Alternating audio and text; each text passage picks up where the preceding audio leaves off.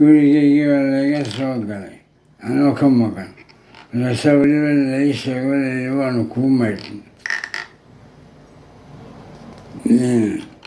xaqna ma laha anuu nin meesha kalaysta baan gurigayga fura haysta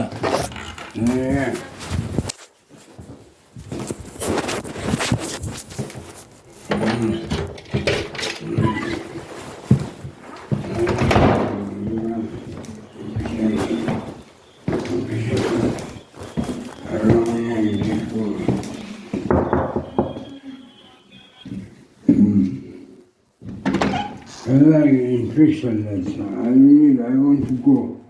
You want to write letter? I want to go. I want to finish it here. Because I don't want to, you got my key. Key? Yeah. Oh, you have my key. It's not fair.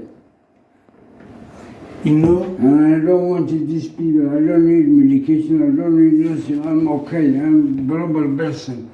So I want to stop these people. Yeah. And I don't need her, the medication, nothing. I only wanted a letter to go away. Okay. Yeah, a personal letter. And I'm not happy here. Because my house is my house. I don't want anyone to come my home. It's not safe. It's not safe. I want to go. I want to go. I want to go. I want to go. I want to go. I want to go. Gurigayga waa la iska soo gelaya waa ilaahay waxbaan kaga qabanay gurigayga anaa xaadha anaa ku tukada gurigayga waa kaa wataa sijaayadayda waa kaa waa kaa waa kaa waa kaa wataa sariirtayda waxba igama seexbaan soo furahaygii baa haysta that's not fair anigu dawladda ingiriiskan uga dacwoonaya sidii afrikaanka ee meesha igu haysto